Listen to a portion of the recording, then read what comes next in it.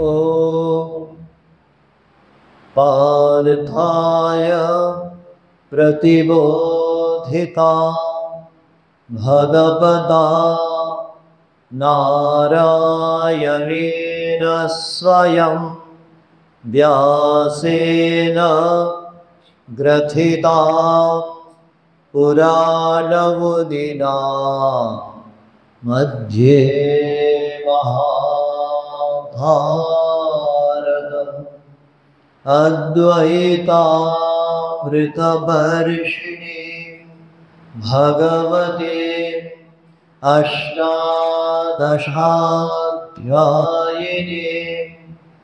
अम्ब त्वा अनुसन्दधामि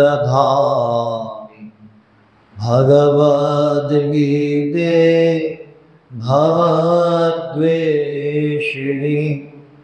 वसुदेवसुतं देवं कंसचाणूरमर्दनं देवकी परमानन्दं कृष्णं वन्दे जगद्गुरुं।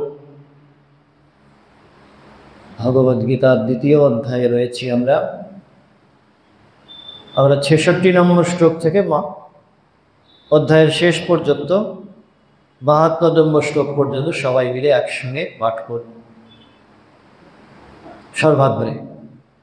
নাস্তি বুদ্ধিরযুক্তস্য ন চাযুক্তস্য ভাবনা নাস্তি বুদ্ধিরযুক্তস্য न चायुक्तस्य भावना न चाभावयतः शान्तिरशान्तस्य कुतः सुखम् न चाभावयतः शान्तिरशान्तस्य कुतः सुखम् नास्ति बुद्धिरयुक्तस्य न चायुक्तस्य भावना न चाभावयतः शान्तिरशान्तस्य कुतः सुखम् इन्द्रियाणां हि चलता यन्मनोनुविधीयते इन्द्रियाणां हि चलता यन्मनोनुविधीयते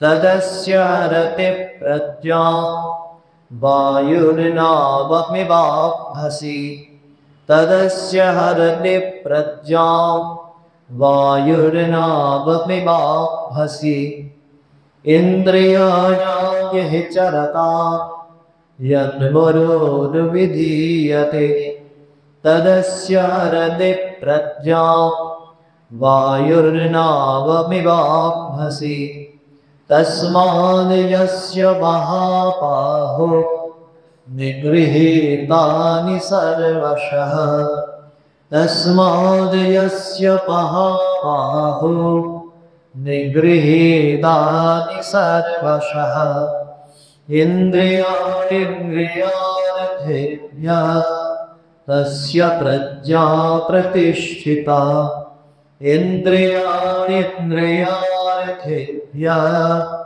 तस्य प्रज्ञा प्रतिष्ठिता तस्मात् यस्य महाबाहो निगृहीतानि सर्वशः इन्द्रियाणीन्द्रियार्थेभ्यः तस्य प्रज्ञा प्रतिष्ठिता या निशा सर्वभूतानां तस्यापि जागर्ति संयमे या निशा सर्वभूतानां तस्यां जागर्ति संयमे यस्यां जागृतिभूतानि सा निशा पश्यतो मुनेः यस्यां जागृतिभूतानि सा निशा पश्यतो मुनेः या निशा सर्वभूतानां तस्यां जागर्ति संयमे यस्यां जागृति भूतानि सा निशा पश्यतो मुनेः आपूर्यमाणम् अचलप्रतिष्ठम् समुद्रमापः प्रविशन्ति यद्वत् आपूर्यमाणम् अचलप्रतिष्ठम् समुद्रमापः प्रविशन्ति यद्वत् तद्वत् कामायं प्रविशन्ति सर्वे स शान्तिमाप्नोति न कामकामी तद्वत् कामायं प्रविशन्ति सर्वे स शान्तिमाप्नोति न कामकामी आपूर्यमाणम् अचलप्रतिष्ठम् समुद्रमापः प्रविशन्ति यद्वत् तद्वत् कामायं प्रविशन्ति सर्वे स शान्तिमाप्नोति न कामकामी विहाय कामान् यः सर्वान् पुमां शरति निःस्पृहः विहाय कामान् यः सर्वान् पुमां शरति निःस्पृहः निर्ममो निरहङ्कारः स शान्तिमधिगच्छति निर्ममो निरहङ्कारः स शान्तिमधिगच्छति विहाय कामान् यः सर्वान् पुमां शरति निःस्पृहः निर्ममो निरहङ्कारः स शान्तिमधिगच्छति एषा ब्राह्म्यस्थितिः पार्थ नैनां प्राप्य विभूयति एषा ब्राह्म्यस्थितिः पार्थ नैनां प्राप्य विभूयति सिन्त्वास्यावन्तकालेऽपि ब्रह्मनिर्वाणमृच्छति स्थित्वास्यावन्तकालेऽपि ब्रह्मनिर्वाणमृच्छति एषा ब्रह्मस्थितिः पार्थ नैनां प्राप्य विभूयति स्थित्वास्यावन्तकालेऽपि ब्रह्मनिर्वाणमृच्छति। আগের দিন শেষ করেছিলাম যে শ্লোক দিয়ে মোটামুটি সেখান থেকেই পরের শ্লোক তার আলোচনা শুরু হচ্ছে। আপূর্যমাণম অচল প্রতিষ্ঠম সমুদ্রমাপঃ প্রবিশন্তি যদ্বৎ তদ্বৎ কামায়ম প্রবিশন্তি সর্বে স শান্তিমাপ্নোতি ন কামকামী। স্বামীজি ধ্যানযোগে দু ধরনের গতির কথা বলছেন, রিভলভিং উইদিন, রিভলভিং উইদাউট প্রবৃত্তি আর নিবৃত্তি মার্গ। নিজের ভেতরে অনুসন্ধান করা, বাহিরে বৃথাই যত খুঁজি তাই পাই না তোমারে আমি, আর এটা হচ্ছে নিবৃত্তি। আরেকটা হচ্ছে ওই বাইরে সুখের সন্ধান করা, যা আমার কাম্য, যেটা আমি প্রার্থিত ঈপ্সিত বস্তু বলে মনে মনে ভেবেছি, সেটা বাইরে আছে, তার স্বতন্ত্র সত্তা আছে, অস্তিত্ব আছে। এটা ধরে নিয়ে তাকে আমার নিজের করতে হবে, তাকে আমাকে অধিকার করতে হবে। এই যে ধারণা, এটা হচ্ছে রিভলভিং উইদাউট, বাইরে খোঁজা। তো এখানে বলা হচ্ছে কামায়ম প্রবিশন্তি সর্বে, সমস্ত কামনা, সমস্ত ইচ্ছে যার অন্তর্মুখীন হয়েছে, ভেতরে আমি সব পাবো, আমি সব পেয়েছি। একজন মহারাজ, তার সদ্য সন্ন্যাস হয়েছে, তাকে আরেকজন জিজ্ঞেস করছেন ভক্ত গিয়ে, মহারাজ কেমন লাগছে? বলছেন, বুঝলি, মনে হচ্ছে আমি রাজা হয়ে গেছি। তো এই রাজা হয়ে যাওয়া, এটা আসলে নতুন কোনো কিছু প্রাপ্তিতে, কোনো বিশেষ অবস্থায় দাঁড়িয়ে আমার এই অনুভব হচ্ছে এমনটা নয়। আসলে আমার মধ্যে যে সম্পত্তি ছিল, রাজ সম্পদ ছিল, সেই সম্পর্কে আমি সজাগ হয়েছি মাত্র, ওয়াকিবহাল হয়েছি মাত্র। এইটাকেই আমাদের স্বামীজিও খুব বারবার জোর দিয়ে বলছেন manifestation, manifestation, manifestation of divinity, manifestation of perfection, সব ভিতরে আছে। কামা ইয়ম প্রবিশন্তি সর্বে, বাইরে হাতরে খুব একটা কিছু লাভ হয় না, যেহেতু চেয়ারটা টেবিলটা যত পদার্থের কথা আমরা চিন্তা করতে পারি, সেটা ইনার্ট অবজেক্ট হতে পারে, জড় পদার্থ হতে পারে, বা সজীব পদার্থ হতে পারে বিজ্ঞানের ভাষায়, এদের কোনোটারই আসলে স্বতন্ত্র অস্তিত্ব নেই। যখন আমি বলছি চেয়ারটা রয়েছে, টেবিলটা রয়েছে, তখন যদি এটা নির্দেশ করি যে গোটা বিশ্ব ব্রহ্মাণ্ড লয় পেলেও ওই চেয়ারটা থাকবে, টেবিলটা থাকবে, আমার অমুক জিনিসটা চাই, আমার টাকা পয়সা চাই, ধনরত্ন চাই, তখন যদি এটা নির্ণয় করা হয় যে ওই টাকা, অর্থ, ধন সম্পত্তি এগুলোর স্বতন্ত্র অস্তিত্ব আছে, গোটা পৃথিবী যদি রসাতলে চলে যায় তাহলেও ওই কয়েনগুলো থাকবে, রজত মুদ্রাগুলো থাকবে, এইটা ভাবা হলে নিতান্তই সেটা ভ্রান্তির বশে ভাবা হচ্ছে, এর কোনো যৌক্তিকতা নেই, এর পেছনে কিছু সার কথা কিছু নেই। তো সেই কারণে যিনি জ্ঞানী পুরুষ তিনি ওই বাইরে স্বতন্ত্র অস্তিত্ব সম্পন্ন কোনো পদার্থকে খুঁজতে যান না, কারণ তিনি জানেন যে সবটাই আসলে তার মনের ওপরে আধারিত হয়ে আছে, মনের ওপরেই এই গোটা বিশ্বব্রহ্মাণ্ড দাঁড়িয়ে আছে, মনের নাশেই বিশ্বব্রহ্মাণ্ডের নাশ, আর তখনই মুক্তির আনন্দের আস্বাদন আমাদের পক্ষে সম্ভব হয়। সুতরাং প্রত্যেক দিন আমাদের যে ওই তিনটে স্তরে উত্থান পতন হচ্ছে, যাতায়াত হচ্ছে, জাগ্রত, স্বপ্ন আর সুষুপ্তি, তিনটে অবস্থার মধ্য দিয়ে আমরা যাতায়াত করছি। তখন জাগ্রত অবস্থায় যেগুলোকে চোখের সামনে দেখতে পাচ্ছি, ইন্দ্রিয় গ্রাহ্য বলে অনুভব করছি, এবং এগুলোর পৃথক স্বতন্ত্র অস্তিত্ব আছে বলে ঘোষণা করছি, মনে করছি, সেগুলো দেখতে পাচ্ছি স্বপ্নাবস্থায় হারিয়ে গেছে, ওই ফর্মে আর তারা এসে উপস্থিত হচ্ছে না, অন্যভাবে হয়তো আসছে। ওই উটের সঙ্গে বাঘ মিলে গেল, উটের দেহ আর বাঘের মুন্ড এটা মিলে অদ্ভুত একটা পদার্থ এসে হাজির হলো। এগুলোর বাস্তবিক পক্ষে যতক্ষণ পর্যন্ত আমি সজাগ ছিলাম, জাগ্রত অবস্থায় ছিলাম, ততক্ষণ এই ধরনের পদার্থ যে থাকতে পারে আমি কল্পনাও করতে পারতাম না। তো স্বপ্নাবস্থায় এক ধরনের অনুভব, জাগ্রত অবস্থায় আরেক ধরনের, সুষুপ্তিতে গভীর নিদ্রায় তাই থেকে আবার অন্য ধরনের অনুভব হচ্ছে। তো এই অবস্থা ত্রয়ের মধ্য দিয়ে প্রতিদিন আমাদের যাতায়াত হচ্ছে, এবং এর মধ্যে সাক্ষী চেতা, একমাত্র যিনি সাক্ষী হয়ে আছেন, যিনি দেখছেন এই পরিবর্তনগুলোকে, তারই শুধুমাত্র যথার্থ অস্তিত্ব রয়েছে, সত্তা রয়েছে।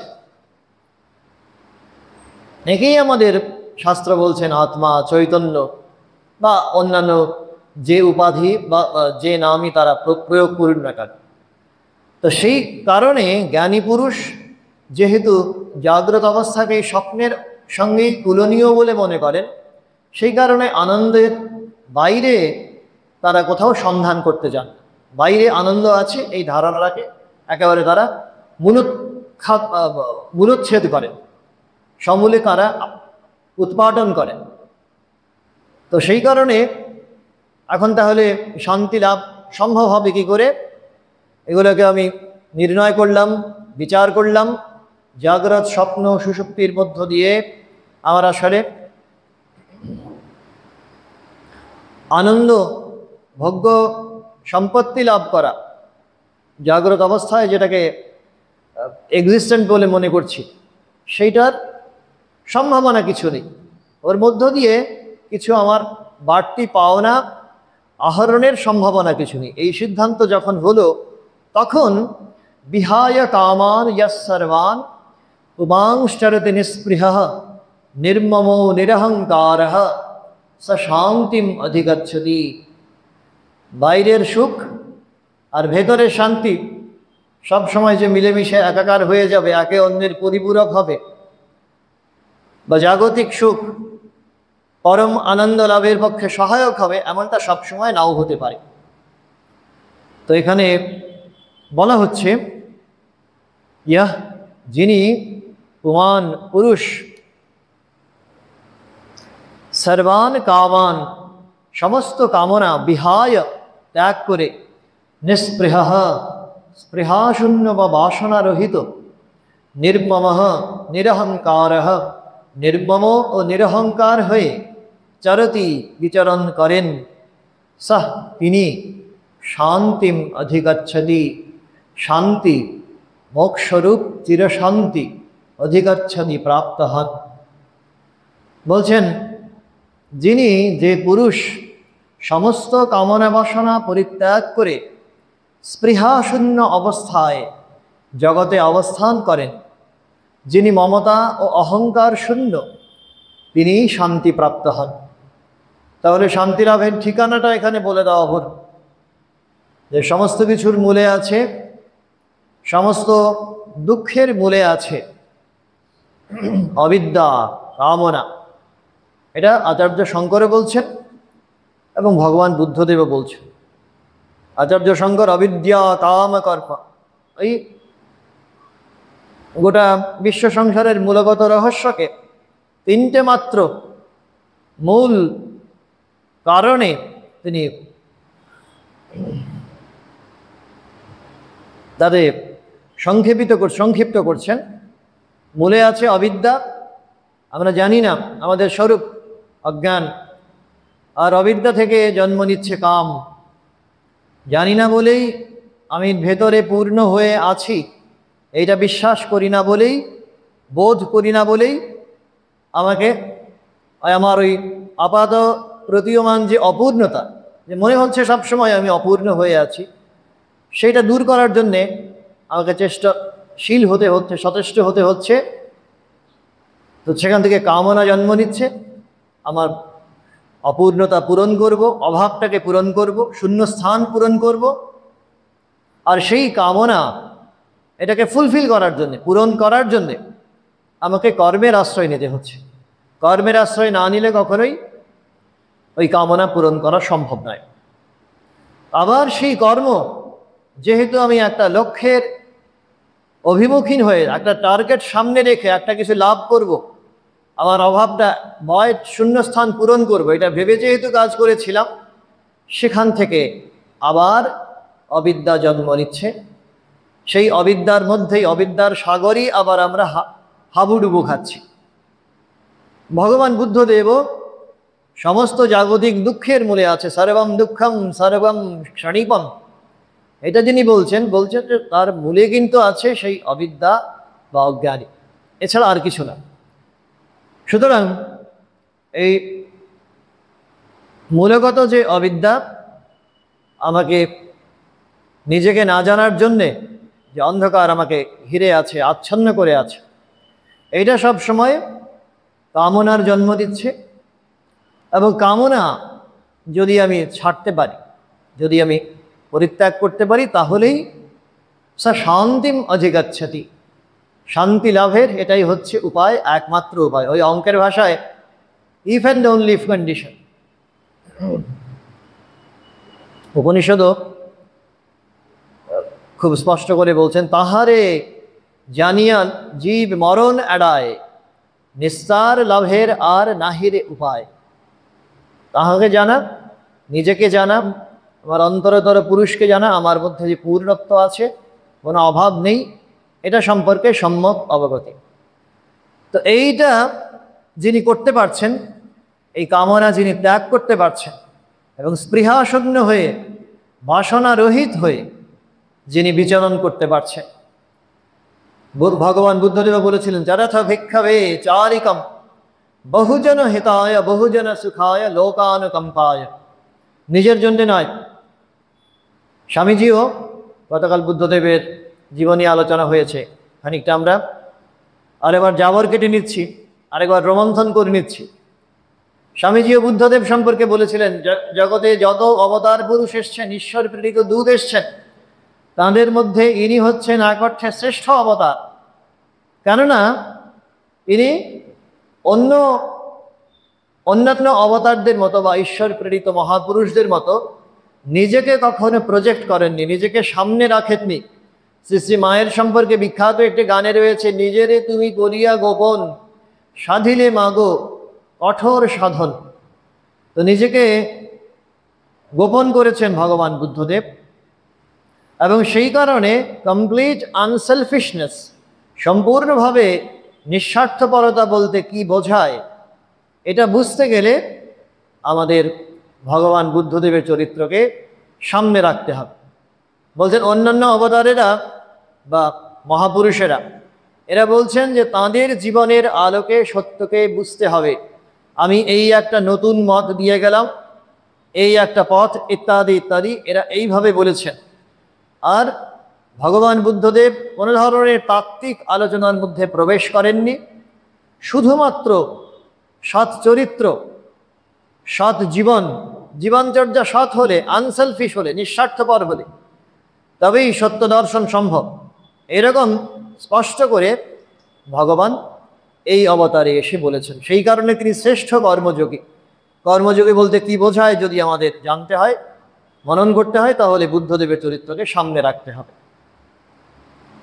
তা এইভাবে এই ভগবান বুদ্ধদেবের জীবনটাকে সামনে রাখলেই বোঝা যাচ্ছে তিনি নিজে যেমনভাবে জীবনযাপন করেছেন, তিনি চাইছেন তার অনুগামী যারা, বৌদ্ধ ধর্মাবলম্বী যারা, ভিক্ষুরা, সন্ন্যাসীরা, তারাও চারথ ভিক্ষাবে, তোরা এগিয়ে চলো, পরিব্রজন করো। কেন? চারিকম বহুজন হিতায় বহুজন সুখায়, অন্যের সুখের জন্যে, অন্যকে আনন্দ প্রদান করার জন্যে, বহুজন সুখায় লোকানুকম্পায়। আর জগতে এত যে দুঃখ দারিদ্র আছে, কষ্ট আছে মানুষের, সেখানে মানুষের ব্যথায় সমব্যথী হবার জন্যে, নিজের কিছু প্রাপ্তির জন্যে নয়। একবার যেতে যেতে শ্রমণদের, বৌদ্ধ শ্রমণদের দিকে তাকিয়ে একবার অবাক হয়েছিলেন বুদ্ধদেব। দেখছেন যে ওদের মধ্যে কাড়াকাড়ি পড়ে গেছে, কে কত বেশি চিবর, ওই গায়ের যে বৈরিক বস্ত্র, সেইটা কে কত বেশি সঞ্চয় করতে পারে, তাই নিয়ে যেন প্রতিযোগিতা চলছে সন্ন্যাসীদের মধ্যে। ভগবান বিধান দিয়ে দিলেন যে আমার আশ্রমে ওই 4টের বেশি যারা সন্ন্যাসী হবে, শ্রমণ হবেন, তারা 4টের বেশি চিবর রাখতে পারবেন না। ওই গিভ ম্যাক্সিমাম, টেক মিনিমাম। এই যুগেও স্বামীজিও আমাদের জন্য এই বিধানই দিয়েছেন। আর বলছেন প্রাচ্যের আদর্শ হচ্ছে অল্পে সন্তুষ্ট থাকা।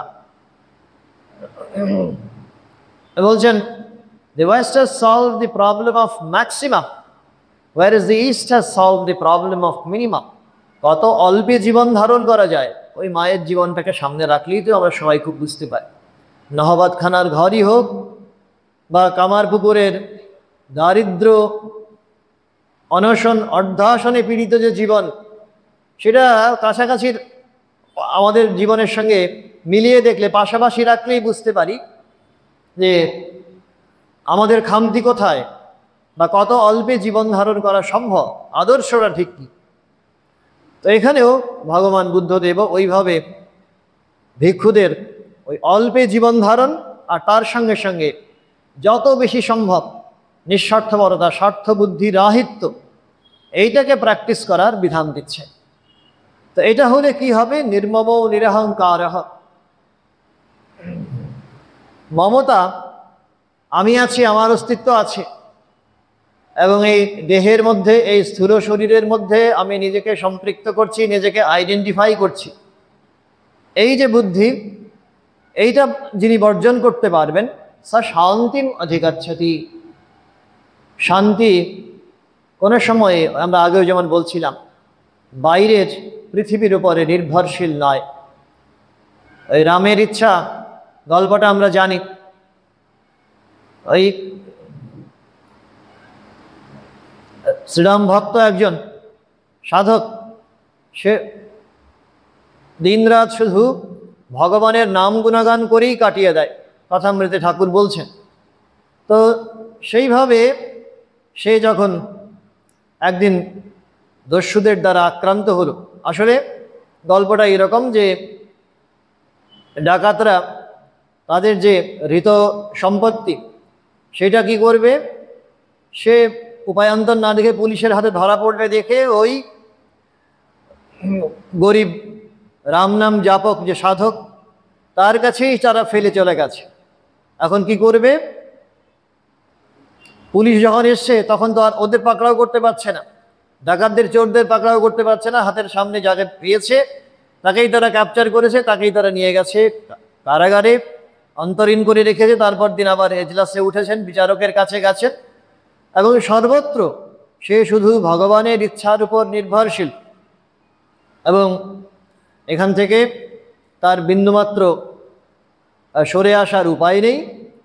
এবং বিচারক এইটা দেখে যে সব সময় রাম নামে নির্ভরশীল, এইটা দেখে সর্বত্র রামের ইচ্ছাকে সে ফলতে দেখছে, এইটা দেখে বিচারক তাকে ছেড়ে দেওয়ার নির্দেশ দিচ্ছে।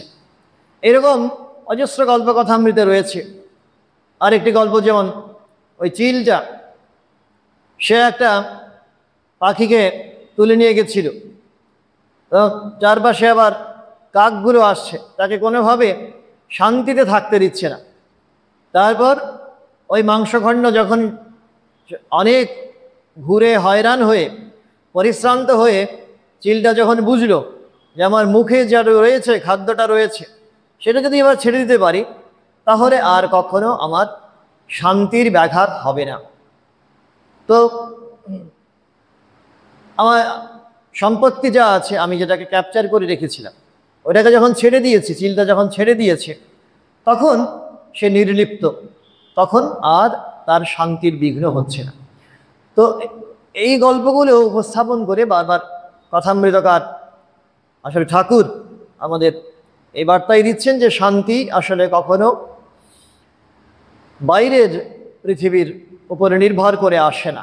শান্তি সবটাই আমার ভেতর থেকে, অন্তরের অর্জিত সম্পদ, এখানেই অর্জন করতে হয়। এবং তার জন্যে দৃষ্টিটাকে করতে হয় অন্তর্মুখী। চিল যতক্ষণ পর্যন্ত বাইরের উপর তার ভোগ্যদ্রব্যটা নিয়ে, মাংসখণ্ড নিয়ে সে যখন ব্যস্ত রয়েছে, ওটাকে যখন নিজের করতে চাইছে, ততক্ষণ পর্যন্ত শান্তি নেই। যখন ছাড়তে পেরেছে, নির্মম নিরহংকার, তখন শান্তি খুব অনায়াসে চলে আসছে। নির্বাসনা চাইতে হয় সৃষ্টি মা যখন বলেন, তখন আসলে এই দিকটার প্রতি আমাদের দৃষ্টি আকর্ষণ করে। বাসনা থাকলেই গোটা পৃথিবী আমার দিকে লালায়িত করবে তার দৃষ্টি, এবং সেখানেই competition, survival of the fittest, যোগ্যতমের উদ্বর্তন, জীবন রক্ষার জন্য স্ট্রাগল ফর এক্সিস্টেন্স, জীবন রক্ষার জন্য সংগ্রাম, এই যে কথাগুলো, এগুলো প্রাসঙ্গিকতা পায়, এগুলো অর্থবহ হয় যতক্ষণ পর্যন্ত আমরা নিজেদের মনে বাসনার আগুন প্রজ্বলিত রাখি। যদি ওই আগুনটা নিভিয়ে দিতে পারি, তাহলে কোনো প্রতিদ্বন্দ্বিতা নেই, কোনো কম্পিটিশন নেই, আর সার্ভাইভালের কোনো প্রশ্নও নেই। আমি সব সময়ে নিজের মধ্যে নিজে আনন্দে বিভোর হয়ে আছি, ওই আনন্দে কোনো তরতম নেই। স শান্তিম অধিগচ্ছতি। শান্তি তিনটে স্তরে আসে আমরা জানি, আধি ভৌতিক, আধি দৈবিক, আধ্যাত্মিক।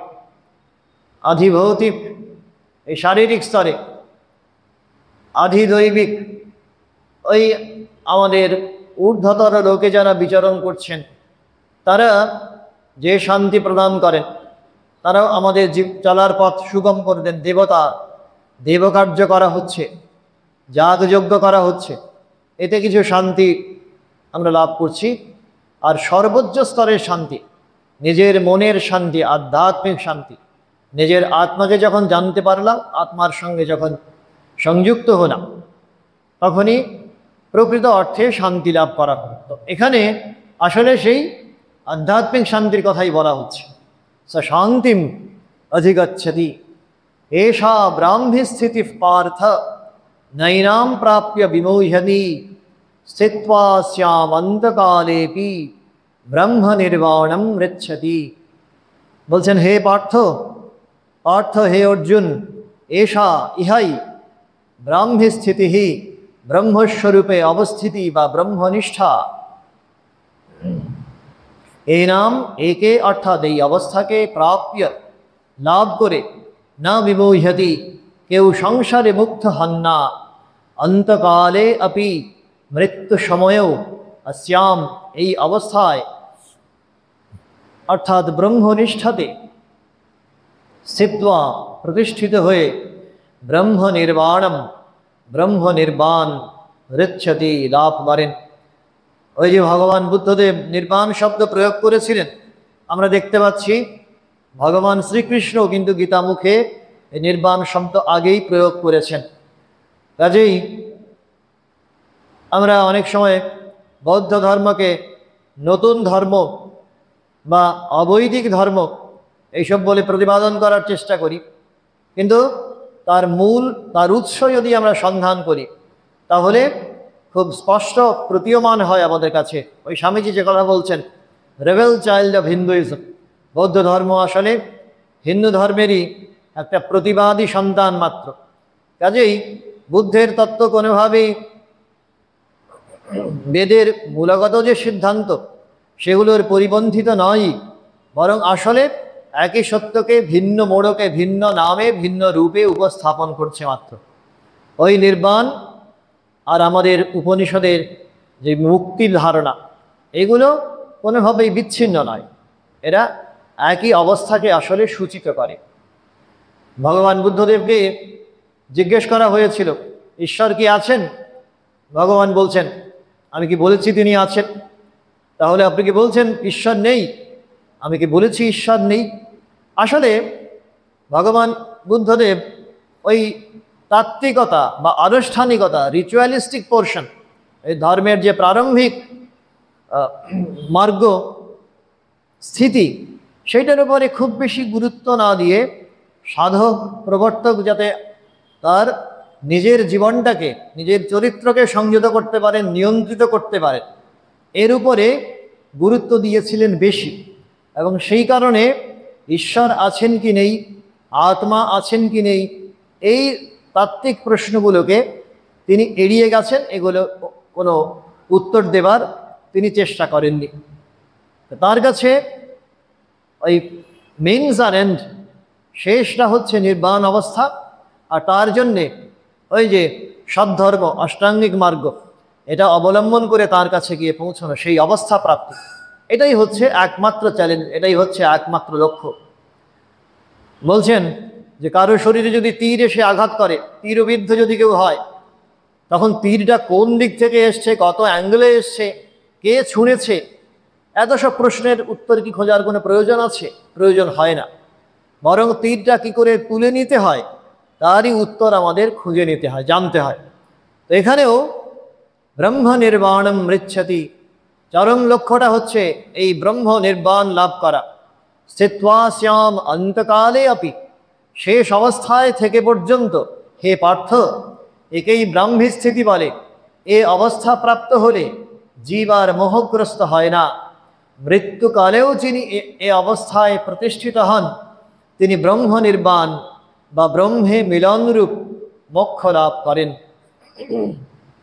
আচার্য শঙ্কর সুন্দর করে এখানে বলছেন যে মৃত্যুকালেই যদি এহেন অবস্থায় পৌঁছানোর পর মানুষ মোক্ষ লাভ করতে পারে, নির্বাণ লাভ করতে পারে, তাহলে আরও কত গ্লোরিয়াস, আরও কত সুন্দর সেই অবস্থাটি, সেই মনের অবস্থাটি, যে মন মৃত্যুর আগেই ভরা যৌবনেই পৃথিবীর রূপ রস গন্ধ শব্দ স্পর্শ সব পরিত্যাগ করতে পারে।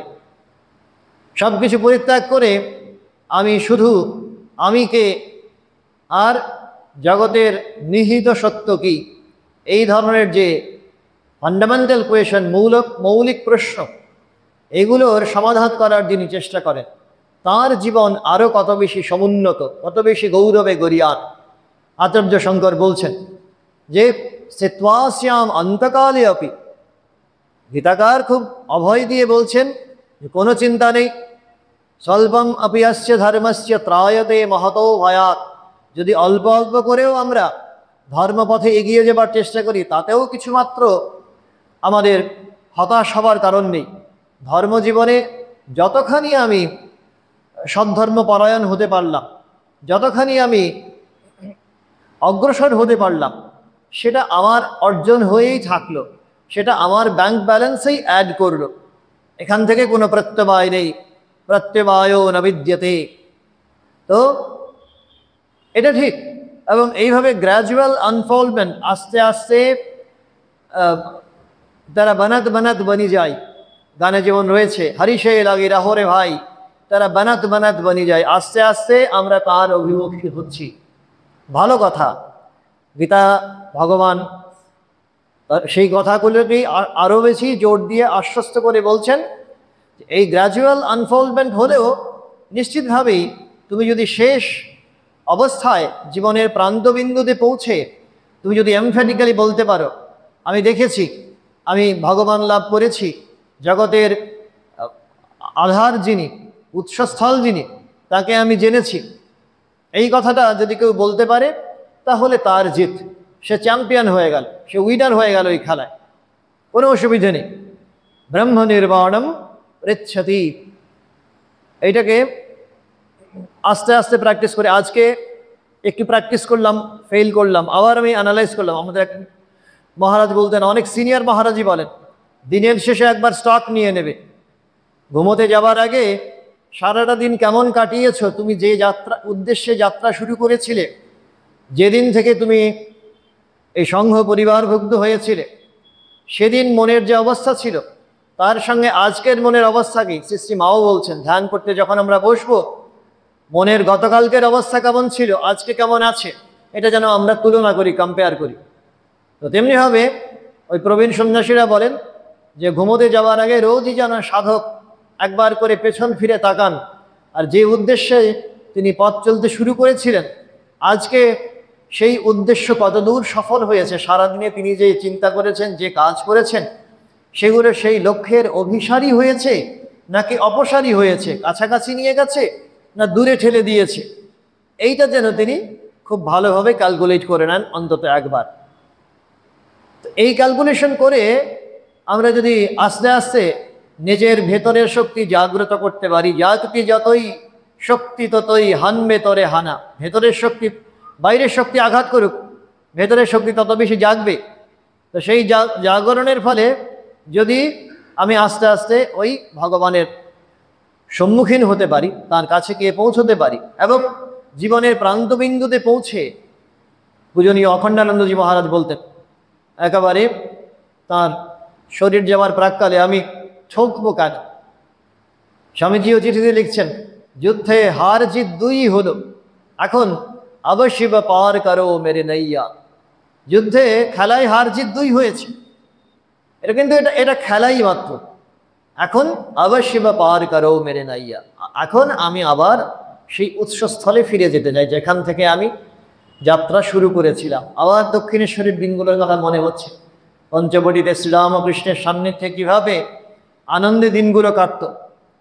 তো সেই অবস্থাতে আমরা যখন নিজেদের দিক থেকে ব্যাপারগুলোকে ভাবার চেষ্টা করি, অ্যানালাইজ করার চেষ্টা করি, তখন মনে হয় যদি এইটাই হতো আমাদের জন্যে আমাদের সাধন জীবনের গতি, যে শেষ অবস্থাতেও আমি পরিতৃপ্ত হয়েছি, নিজে কেমন, আমি আমার স্বরূপ কি, এই প্রশ্নের উত্তর অন্তত জানতে পেরেছি, তাহলে স্থিত্বাস্যাম অন্তকালে আপনি ব্রহ্ম নির্বাণম বিচ্ছেদ, তাহলেও সেটা একটা খুব বড় স্যাটিসফ্যাকশনের জায়গা, এবং সেখান থেকে তার কোনো প্রত্যবায় নেই, সেখান থেকে আর তিনি প্রত্যাবর্তন করবে না, না পুনরাবর্ততে, না পুনরাবর্ততে, সেখান থেকে আর তার পুনরাগমন হবে না। পুনশ্চাগমন নাহি, চণ্ডীমুখেও শ্রী শ্রী মায়ের কণ্ঠে আমরা এই আশ্বাসবাণী শুনতে পাই, যত্র গত্বাসৌ, যেখানে যাওয়ার পরে আর পুনরাবর্তনের সম্ভাবনা নেই। তো এই একটা জাম্প দেওয়ার পরে, ওই যে মুন্ডকোপনিষদে আমরা দেখছিলাম উপমাটি, নিচের পাখি ওপরের পাখি, নিচের পাখি ওপরে যাওয়ার জন্য বারবার চেষ্টা করছে, লাফ ঝাঁপ দিচ্ছে, দিতে দিতে একসময় এমন পাওয়ারফুলি, এমন শক্তি নিয়ে, তার সর্বস্ব শক্তি নিয়ে ঝাঁপ দিল, এই ওপরের পাখির সঙ্গে একেবারে মিশে গেল, তাকে ধরে ফেললো, মিশে গেল তার সঙ্গে। তো এই একটা অবস্থায় বলছেন আমাদের ভগবান যে পৌঁছানো সম্ভব, ব্রহ্ম নির্বাণম ঋচ্ছতি, এখানে পৌঁছানোর পরে আর ভয় নেই। যতক্ষণ পর্যন্ত শরীর বোধ রয়েছে, পূজনীয় প্রেমেশানন্দজি মহারাজও বলছেন, ততক্ষণ পর্যন্ত আমরা সবাই রূপ রস গন্ধ শব্দ স্পর্শের দোসর হয়ে আছি, তার দাস হয়ে আছি।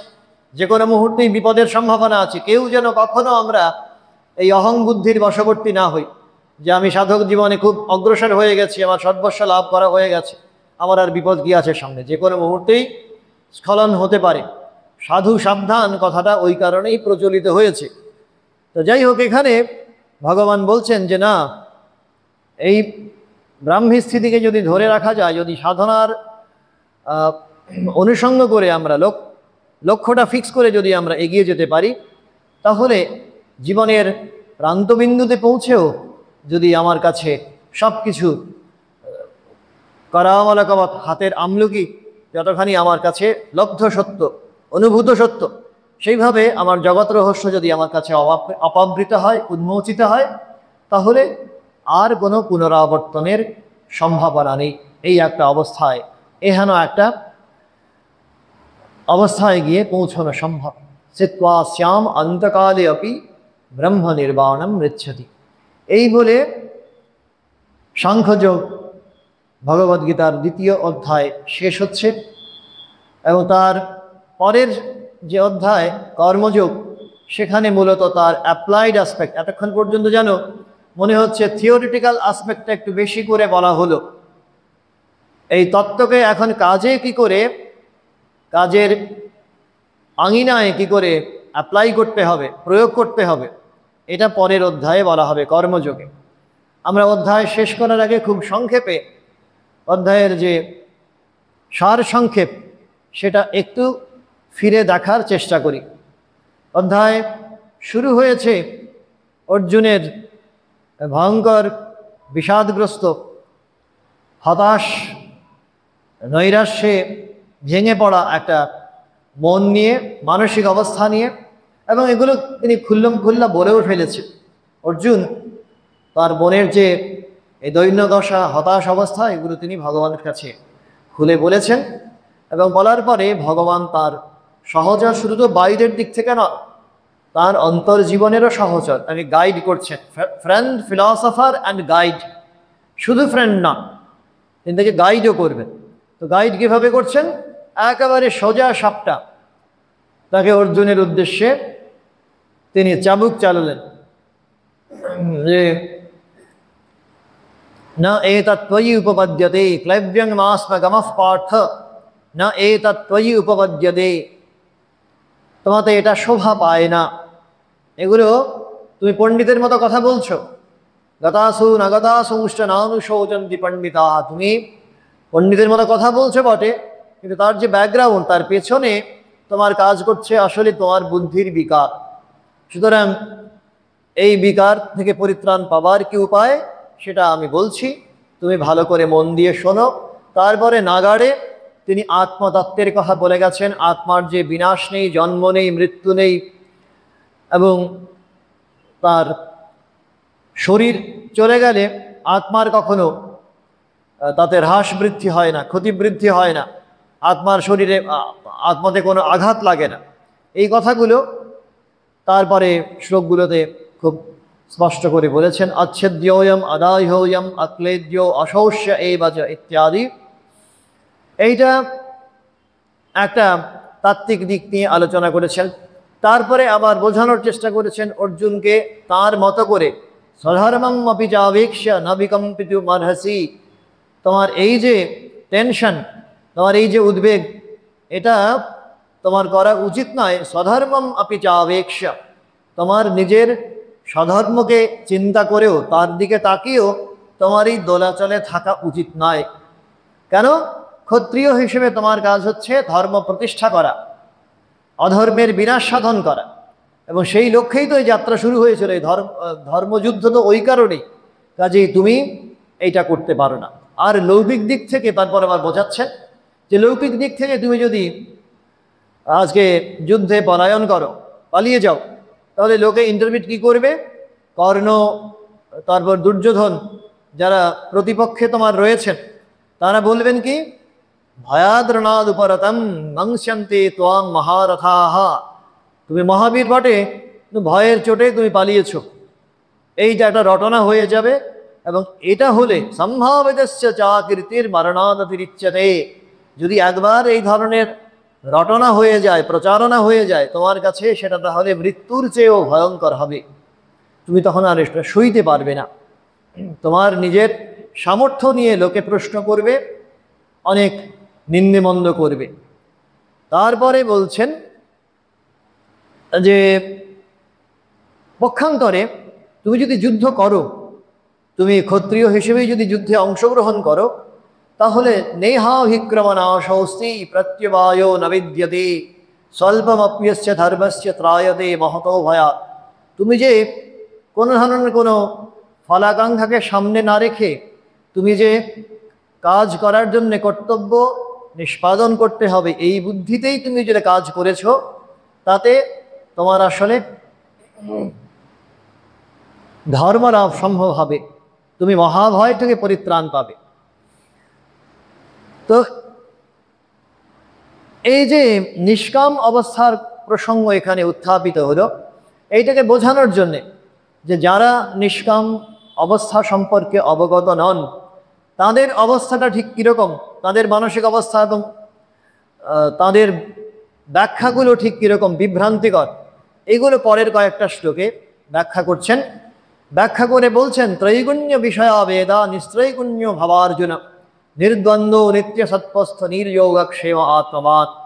সুতরাং তুমি কামনার বশবর্তী হয়েও না। তুমি কাজ যে করবে সেটা সম্পূর্ণভাবে নন অ্যাটাচড হয়ে, সম্পূর্ণ ডিটাচমেন্ট নিয়ে।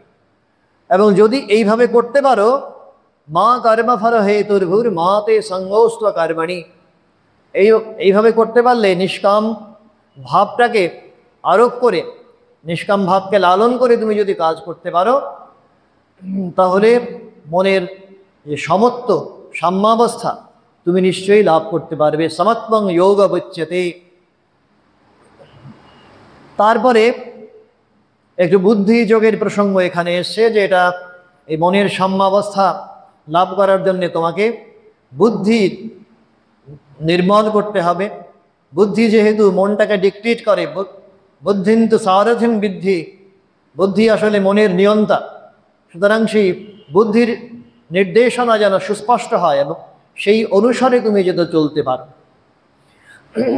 এই কথাগুলো বলছেন। বলার পরে অর্জুন তখন প্রশ্ন করছেন যে স্থিতপ্রজ্ঞস্য কা ভাষা সমাধিস্থস্য কেশব। এই যে আপনি মনের সাম্যাবস্থার কথা বলছেন, যে মন দোলায়িত হয় না, বিচলিত হয় না, এ হেন মনের সাম্যাবস্থা যার, তিনি ঠিক কেমনভাবে আচরণ করেন, তাকে চিনব কী করে, তাকে বোঝা যাবে কি করে? তো এই পরের শ্লোকগুলোতে 55 নম্বর শ্লোক থেকে এই স্থিতপ্রজ্ঞের লক্ষণ পর বলা হলো যে বিষয়া বিনিবর্তন্তে নিরাহারস্য দেহিনঃ রসবর্জং রসোপ্যস্য পরং দৃष्ट्वा নিবর্ততে। যদি আমরা সেই পরম আনন্দ লাভ করতে পারি, পরম জ্ঞান লাভ করতে পারি, তাহলেই এই জাগতিক সমস্ত বাসনার ঊর্ধ্বে আমার পক্ষে যাওয়া সম্ভব হবে। যদি ঊর্ধ্বতর আনন্দের সন্ধান পাই, তাহলেই ওই চিটে গুড়ের পানা, আমি যদি রসগোল্লাটা খাই, তাহলেই ওই চিটে গুড়ের পানা, মিশ্রিত পানা, এগুলো আর আমাকে তখন ডেলিউট করতে পারবে না, আমাকে তখন আর টেম্পটেশনের দিকে প্রলুব্ধ করতে পারবে না। সুতরাং ঊর্ধ্বতর আনন্দ তোমাকে পেতে হবে, পরং দৃष्ट्वा নিবর্ততে। নইলে মনটাকে তুমি বাঁধার চেষ্টা বিভিন্নভাবে করতে পারো, ইন্দ্রিয় বর্জন করার চেষ্টা করতে পারো, কিন্তু এটা খুব বেশি সাকসেসফুল হবে না। প্রসাদে সর্বদুঃখানাং হানিরস্যোপজায়তে প্রসন্ন চেতসো ইয়াসু বুদ্ধি পর্যবতিষ্ঠতে। এখানেও বুদ্ধিটাকে ওইভাবে ট্রেন আপ করতে হবে যে বুদ্ধি সব সময় ভগবতমুখী হয়ে থাকবে, বাইরের কোনো পৃথিবীর উপরে নির্ভরশীল হবে না। এবং এই কথাগুলো রিটারিট করে, জোর দিয়ে বলে তারপরেই বললেন আজকে যে দুটো শ্লোক আমরা পাঠ করলাম, মনন করার চেষ্টা করলাম। স্থিত্বা শ্যামন্তকালে অপি ব্রহ্ম নির্বাণম ঋচ্ছতে। যদি এই ভাবটাকে আমরা ধরে রাখতে পারি, সারা জীবন যদি প্র্যাকটিস আমার চর্যার মধ্যে নিয়ে রাখতে পারি, তাহলে নিশ্চিতভাবে শেষ অবস্থায় ওই ঈশ্বর চিন্তাই তখন হবে। ভরত রাজার গল্প টল্প এগুলো ঠাকুর উত্থাপন করেছেন এই কারণে। সারা জীবন আমরা যেভাবে নিজের মনটাকে ট্রেন করছি, সেইভাবেই আমার শরীর যাত্রার মুখে মনের কি অবস্থা হবে সেটা নির্ধারণ করবে আসলে আমার এই সুবিস্তৃত অতীত। আমার সারা জীবনের চিন্তা, সারা জীবনের কর্ম এটাই নির্ধারণ করবে। অন্তকালে আপি অন্তকালে চমায়েব স্মরণ মুক্তা কলেবরম ইয়ঃ প্রয়াতি তজন্দেহং সয়াতি পরমাঙ্গতি। তো শেষ অবস্থায় যে ঈশ্বর চিন্তা মনে হতে পারে ঠিক আছে, সারা জীবন ভোগ সুখ করি না, অসুবিধের কি আছে, ওই শেষ মুহূর্তে ঈশ্বর চিন্তা করলেই তো হলো। এটা ভগবানের বলার আদপেই উদ্দেশ্য নয়। এই শেষ অবস্থায় ঈশ্বর চিন্তা করার জন্যে সারা জীবনের এই যে ট্রেনিং, দীর্ঘদিনের অভ্যাস, এইটাকে আমাদের চালিয়ে যেতেই হবে, অভ্যাস যোগ। এবং এটাই পয়েন্ট অফ কালমিনেশন, শেষ অবস্থায় প্রান্তবিন্দুতে গিয়ে আমাদের সারা জীবনের যে প্র্যাকটিস, অভ্যাস, এটাই আসলে একটা সাকার মূর্তি পরিগ্রহ করে। ওই মুহূর্ত নির্ণীত হয়, মুহূর্তের চিন্তা নির্ণীত হয় আমার সারা জীবনের, আমার অন্তহীন অতীতের সমস্ত কর্ম, সমস্ত চিন্তার দ্বারা। সুতরাং এবং সেই কারণেই কর্মযোগীকে স্বামীজি এত যে অ্যালার্ট করেন, প্রতি মুহূর্তে প্রত্যেকটি কাজ আমাদের ভেবেচিন্তে দেখতে হয়, এটা কোন প্রেরণার বশে আমি করেছি, এটার পেছনে কোনো স্বার্থবুদ্ধিকে কাজ করেছে নাকি আনসেলফিশ হওয়ার জন্যে, মনের নিঃস্বার্থ অবস্থা লাভ করার জন্যেই আমি করেছি। এই বিচারটা সবসময় কর্মযোগীকে ধরে রাখতে হয়। ওম শান্তি শান্তি শান্তি।